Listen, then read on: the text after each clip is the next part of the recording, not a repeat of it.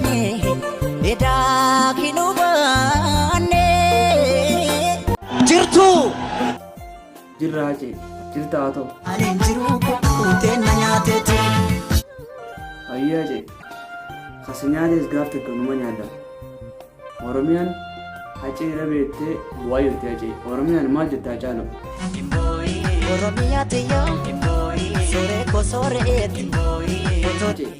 waan hin taane qabda waan hin taane maaltu jira hacee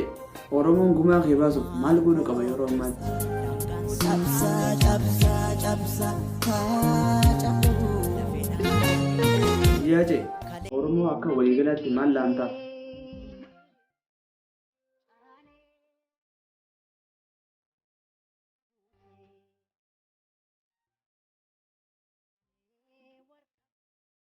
aje ati leena jeefamte haqni kee ni awwaalama seete Hacaalu erga ati illee hin duute oromoon gabrummaa keessatti ni hafa si fakkaatee ture aje anaatti hin fakkaanne aje waggaa meeqaaf du'aa ture waggaa dhibbaaf du'aa turre aje harroo kunoo har'as du'e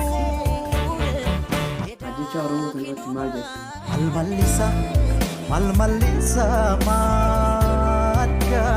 Hacaalu qeerroo oromootiif maal dhaamtu maal jettaan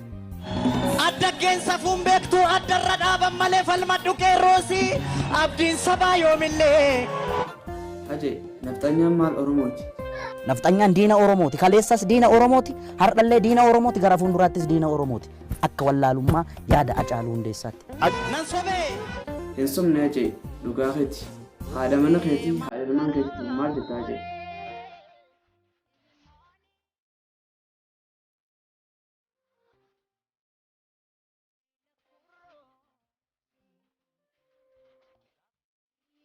waa'ee siiraa gabaabsi nuuf himee aje waa'ee keen ibsuudhaaf an jechootan qabu yoo jirtuun an jira kanaan achiin jiru guyyaan har'aa kun guyyaa wareegama Hacaaluu Hundeessaa Waxabajjii 29 kanaafuu qabeenyaa daawwattoota oromoon bakka jirtanii Hacaaluu Hundeessaa sammuu keessatti yaadadhaa seenaa isaa bilisa jecha hanga viidiyoo biraatti walitti deebinutti seene edaa kinubaane seene anaatti hin fakkaanne seene anaatti hin fakkaanne seene edaa kinubaane